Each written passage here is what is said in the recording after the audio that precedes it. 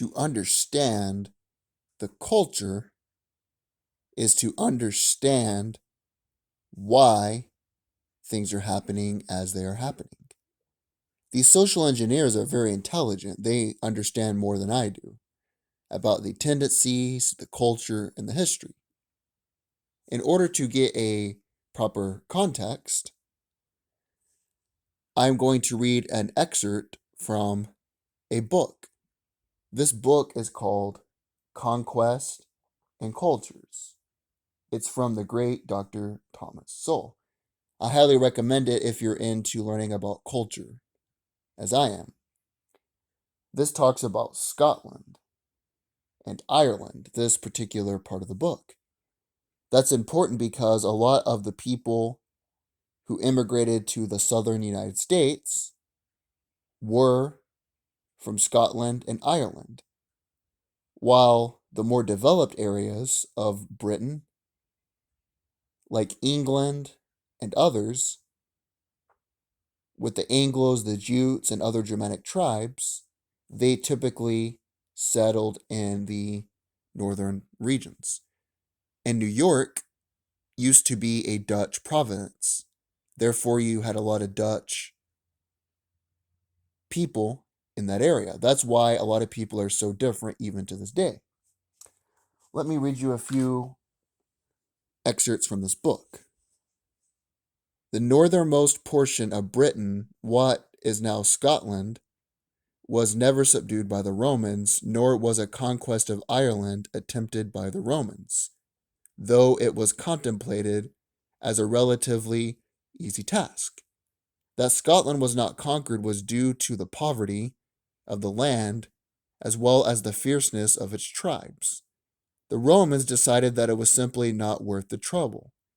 Eventually, around 122 AD, the emperor Hadrian had a wall constructed across a narrow isthmus south of Scotland to protect Rome's British province from meanderers. Scotland thus remained largely cut off for centuries from developments in England. A comparison of the two countries provides at least some rough indication of the impact of Roman civilization and of Anglo-Saxon and Norman influences, all of which filtered only belatedly into Scotland from England. Scotland long remained what all of Britain had been before the Roman invasion, a country on the fringes of European civilization, not only geographically, but culturally, economically, and politically as well. Scottish agriculture, as late as at the beginning of the 17th century, still used farming implements as well as primitive as those of ancient Mesopotamia. The point here is that Scotland was isolated from the rest of England. It was never subdued by the Romans. The Romans brought in a stable currency, a stable government to Britain.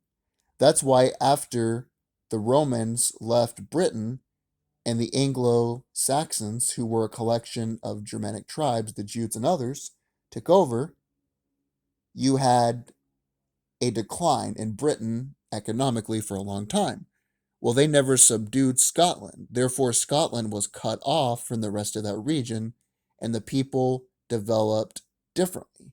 They developed less rapidly due to their location and other factors. England launched an invasion of Scotland in the late 13th century. In the 14th century, the English captured the Scottish town of Berwick, subjecting it to what Winston Churchill called a sack and a slaughter which shocked even those barbaric times. For the inhabitants were not simply killed but tortured to death, and the king himself set fire to their homes. For centuries thereafter, Scottish soldiers fighting the English used the cry, "Remember Berwick," and they skinned alive captured English officers, setting off new rounds of atrocities and counter-atrocities.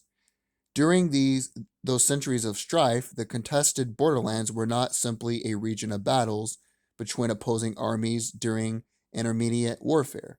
They were a continuously lawless frontier where feuding clans, vigilance, and protection racket extortionists flourished. In short, there were not loyal followers of either English or Scottish kings, but freebooters, who were said to be Scottish when they will and English at their pleasure. Eventually, in 1707, Scotland was finally subdued by England. But here's the thing you got to realize, by Britain. Before 1707, you had a lot of immigrants who came from that society, who came from that culture. When England finally pacified Scotland, it marked a turning point politically, economically, socially, and culturally. Scotland developed into a more fluid society.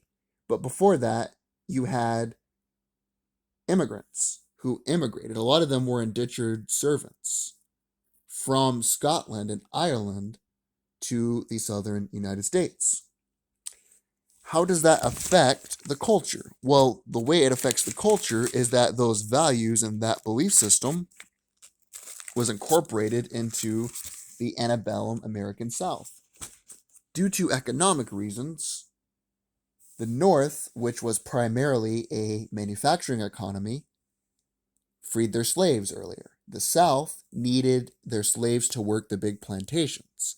You still had the small family farms, but really rich plantation owners like Nathan Bedford Forrest in Memphis, Tennessee, needed people to slave in the fields to run their commercial enterprise, which was cotton. That's why a lot of the African Americans derived from the Southern culture and incorporated a lot of those values into their life. The lingo and the language that you hear now, I'm going to throw out to a show out, stunting, chilling. It comes from the old English of the South. You had country people who would not speak really well due to being uninterested in learning. They would say things like, yes, sir, yes, ma'am, yeah, man. They would talk with that southern accent. Now you have people who speak in that street lingo, which derives from the lingo of the Old South, which is why I think a lot of Southerners are really attracted to that culture. It appeals to the primitive interest. That's why the song Old Town Road, I think, is really emblematic of the culture. It mixes country and the streets into one. That is where the culture originated. In the final part, in part 3, I will talk about how the private prison system is connected to gangster rap, how gangster rap was created. It had to do with a lot of geopolitical things going on.